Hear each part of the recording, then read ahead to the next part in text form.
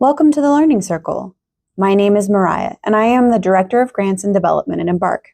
Embark stands for Ethnic Minorities of Burma Advocacy and Resource Center. Our lesson today comes from Embark in collaboration with the Love and Logic program. In our third Love and Logic module, we will learn how to guide our children to solve their problems and to complete their chores. First, we will learn about how we can foster independence in our children to fix their own problems, and then we will discuss how to teach children that chores are how they contribute to our families. I will lead our group today through this video, and the parent navigator with you can help discuss and answer questions you may have. They're not an expert in everything, so they may not know all of the answers to your questions, but they will share with you what they do know. If you ask a question and they don't know the answer, they will find out for you. We are here to learn together and learn from one another. We want the Learning Circle to feel like a family of support for you. Please pause this video and go around the room and introduce yourselves. Before we get started, let's remember our group rules so we can learn and enjoy our time together. Raise one hand to speak and wait for the parent navigator to call on you. It is good to ask questions when we do not understand something. We will keep confidentiality. If someone tells us something personal and private, we will not tell others who are not in our learning circle. Today we will learn about the Love and Logic approach and how we can guide children to solve their own problems. When children learn to solve their own problems, it means both less work for us and that our children learn to be more independent and responsible. We will learn a 5-step process for how we can lovingly give a problem back to a child and guide them to solve the problem themselves. Later in this lesson, we will also discuss how to get our children to do chores. By teaching our children how to solve small problems and do chores when they're young, we give them the skills to solve the bigger problems they might face as adults. When your child comes to you with a problem, it can be stressful for you as the parent. Maybe your child is having problems with bullies at school, or maybe they might have a hard time calming down after losing a game. Love and Logic teaches us 5 steps that we can use when our child has a problem. These 5 steps teach us how to guide our child through solving their own problem, rather than solving it ourselves. First, we're going to go through all 5 of them fast, and then we'll go through each of them slowly. The first thing we want to do when our child has a problem is express empathy. We want to tell them something like, "Oh no," or "I'm so sorry about that." The second step is to lovingly give the problem back to the child. We might say something like, "What do you think you're going to do?" to remind the child that this problem is their problem that they need to find a solution to. Next, we want to help guide our child. Before we can start, we want to ask the child permission to offer advice. We might say something like, "Would you like to hear some ideas?" If the child says yes, we can move on to step 4. For step 4, we provide the child with our ideas and help them evaluate those ideas. For instance, for a child that is having a hard time calming down, we might say, "Some kids find that going for a walk helps them to calm down. Would you like to go on a walk together?" We want to provide a few ideas. Our children will want to reject the first idea we provide, so it's good to start with the first idea being a bad idea. For instance, we might say, "Some kids who are upset like to have a tantrum and get put in timeout," and then offer the better idea of going for a walk. Finally, the 5th step is to let the child learn from solving or not solving the problem. In our example, our child will learn that going on a walk is a good way of dealing with being upset, or they will learn that having a tantrum is a bad way of dealing with being upset. Either way, they will learn from their decision without you having to tell them which choice was best. Now that we know all 5 of our steps to help our children solve their problems, let's go through them each again more slowly. Let's imagine the situation where we take our child to get a special ice cream treat, but they spill their treat in the ice cream store. The first thing the mom in the picture says is, "Oh no," to show empathy for her son. She might say something like, "That's so sad that you spilled your ice cream." In the next picture, we'll see the mom giving the problem back to the child. She says, "What are you going to do?" to her son to see if he can solve the problem himself. If he's like most kids, he's probably going to get upset and start crying and not know how to answer that question. But that's okay, because his mom is going to go on to the next step. In the 3rd step, the mom asks her son, "Would you like to hear some ideas?" to see if she can guide him to help solve his problem. It might be that he says no here, and if that happens, she can make the decision then about how to solve the problem. But if he's willing to hear some ideas, she can move on to step 4. In step 4, she offers her son some suggestions of what he might do. She knows that he's probably not going to like her first idea because children can be stubborn, so she first gives an idea he will not like. First, she says, some kids might accept that they made a mistake and go home without having an ice cream treat. However, she wants to offer some ideas that he might like too. So, for her second idea, she offers, some kids might clean up the mess that they made and ask their mommy if she'd buy them another ice cream treat if they're really careful this time. Now it's time for step 5, which means the decision and lesson are in the child's hands. If the son decides to have a tantrum, he's decided to choose the bad option and go home without an ice cream treat. He learns the lesson that bad behavior is not rewarded, but the son also might see that the second option is a good option and choose it. If the son does choose to clean up the mess and ask his mom politely for another ice cream treat, he learns the lesson that we make mistakes, but if we try to fix them and ask for help, we can sometimes get a second chance. We can apply these steps to the real-life examples of Chris, who's getting bullied at school. Chris comes home and tells his mother, Grace, that he's being called bad names by kids at school. The first thing Grace does is provide empathy by saying, "Oh no, that sounds like it would make going to school really not fun." Next, Grace hands the problem back to Chris by asking him, "What are you going to do?" Grace then asks Chris if she can share some ideas of what some other kids have done in this situation. Chris agrees to let her share some ideas. Grace starts with, well, some kids ignore bullies and hope that they'll just get bored and stop. But Chris doesn't seem very excited about that idea. Grace offers a couple of other ideas. Some kids talk to their teachers and see if their teacher can separate the bullies from them in class. Or, she says, some kids confront their bullies and ask them to stop being mean and to play together instead. Grace knows that from here, it's up to Chris to decide how he wants to solve the problem. But she gives him some encouragement for step 5 and says, I believe in you, and I know you can handle this. If you want any other ideas or help, just ask me. Good luck. A few weeks later, Grace asks Chris what happened with the bullies at school. Chris shares that he took Grace's advice and asked the bullies to play soccer at recess. Chris explains that while one boy still calls him bad names, 2 of the other boys have been playing with him at recess instead of bullying him. While not all problems our child has are going to end with a happy ending, this example shows what can happen if we guide our child to solve their problems themselves. At the end of the story, Chris feels confident and secure knowing that he can solve his problems.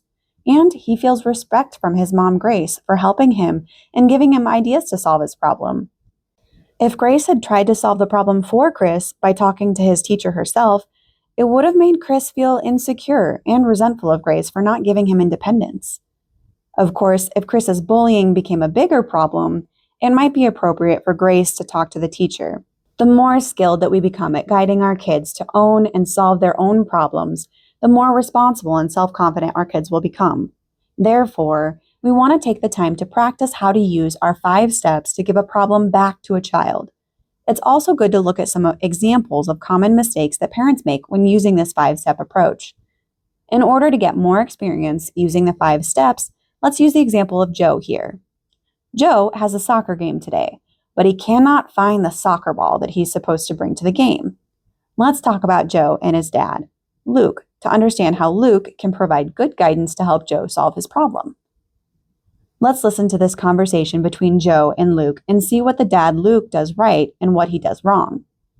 The conversation starts with Joe upset and yelling, "Somebody stole my soccer ball! I need it for the game today!"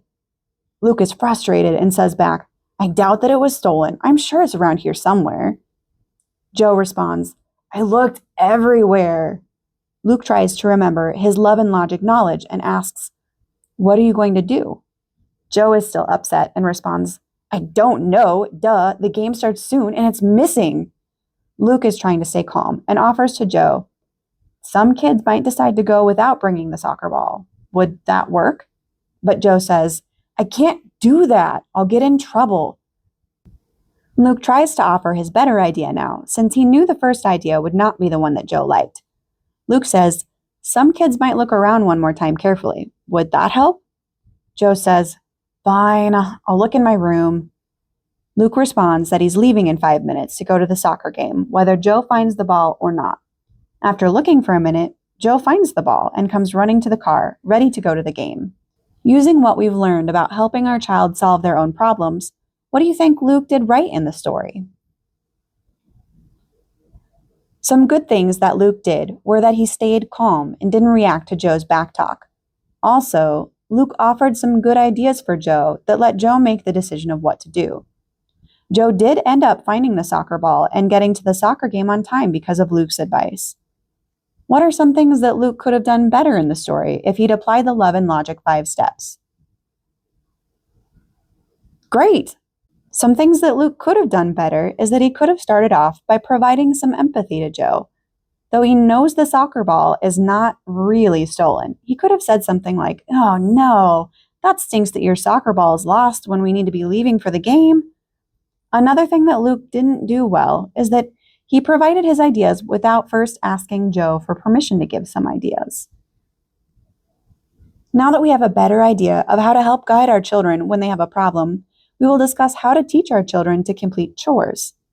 In this part of the lesson, we will learn about what to do if our child refuses or forgets to do their chores.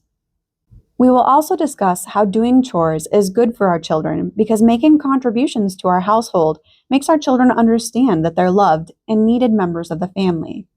We will discuss how it is better to call chores contributions because it helps remind our child that by doing chores, they are making important contributions to the family. Love and Logic uses an approach to chores that makes sure that your child will do their chores. This is because this approach helps children understand that chores are how we can demonstrate love and care to our family members. The first rule to teaching your child to do their chores is to call them contributions. By calling chores contributions and explaining to our children that by helping the family, they're showing love, they learn to be more responsible. Because chores are ways we can help our family, we do not want to use chores as punishments. As parents, we can create a chore list of different age-appropriate tasks for our children. But what we should not do is give a child extra chores as punishment, because then our child will associate doing chores with being bad. Another way that we make sure we're not making chores seem bad is that we do not want to nag or remind our children to do their contributions. Instead, we'll teach you ways to make sure your children remember to do their chores on their own. Another rule of the Love and Logic approach to chores is that children should not be paid for doing chores. This again has to do with the idea that chores are contributions to the family. We should not teach children that they will be paid for doing the basic task that we do to care for our family members. We should teach our children that doing chores are normal responsibilities. One way that we can teach our children to treat chores as contributions to the household is to do our chores together with them. Doing chores together can be an opportunity for a bonding experience, such as with this dad who is folding laundry while his son vacuums. Another way we can motivate our children to do their chores is to give them the independence to decide when they do their chores. It is not good to say, "Clean your room right now." Rather, we can use the knowledge we learned in the past lesson to give kids options, while asking if they want to do their chores before or after church. We can also provide deadlines, like telling children to have their chores done by Sunday evening. Finally, you might be wondering why Love and Logic has the rule about chores that you should not remind kids to do their chores. You might wonder, how will I make sure my child will do their chores if I don't remind them to do them? The way that Love and Logic approaches chores is that as the parent, you must first have patience to allow your child to make mistakes, like not doing their chores. Once your child makes a mistake, let them learn from your empathy and the natural consequences of their mistake. If you do this, your child will have respect for you and will blame the problem rather than blaming you. You might be wondering what it looks like to let your child suffer from the natural consequences of not doing their chores. We'll discuss that more next. Now we'll turn to what to do when our children do not do their chores. There will be times when our children do not do what they're told and do not follow through on their contributions to the family. Because of this, we still might be struggling with the idea that we shouldn't nag or remind our children to do their chores. In this lesson, we will work through the difficult question of what to do when our children are not contributing to the household by doing their chores. First, we will talk about what effective consequences are, which is a reminder from our last lesson. Let's remember a bit about what effective consequences are. Effective consequences are logical. This means that the consequences make sense for the child's misbehavior. Effective consequences are also provided with love. Effective consequences never come from a place of anger or sarcasm, but rather come out of empathy for a child who has made a mistake. Effective consequences are also enforceable. As the parent, the consequence should be something that we can actually do, and it should be something that we're happy with the outcome of. Effective consequences are also provided with very few words. It is better to not use threats, warnings, or lectures, but to let the consequences speak for themselves. Finally, effective consequences are over when they are over. Let your child learn from the consequence rather than continuing to remind them to learn their lesson. Let's talk through some examples of consequences that parents came up with for their children who didn't contribute by doing their chores. Let's look at each of these examples one by one. We can decide if the consequences are effective or ineffective together, and we can talk about why. Let's start with this one. You didn't do your chores. You're grounded for life. Do you think this is an effective or an ineffective consequence? Great. This is an ineffective consequence. Can anyone explain why? Great. This would be an ineffective consequence because it comes from a place of anger or frustration rather than empathy. We could also say it's ineffective because it's not enforceable. Next, let's look at another example. I'd love to take you to your friend's house, but I used up all my free time this evening washing the dishes that you didn't wash. Do you think this is an effective or an ineffective consequence? Great. This is an effective consequence. Can anyone explain why? Great. This would be an effective consequence because it is logical, enforceable, and provided with love. This is a good example of a consequence you could use if your child doesn't contribute. Let's look at the next example. This example says, I hoped you learned your lesson from last week. Are you going to contribute this week? Do you think this is an effective or an ineffective consequence? Great. This is an ineffective consequence. Can anyone explain why? Absolutely. This would be an ineffective consequence because the parent is not remembering rule number 5. Effective consequences are over when they are over, and we do not need to remind our children of their past mistakes or see if they learn their lesson. Treat your child with respect by understanding that they learn from their mistakes on their own. Finally, let's look at example number 4.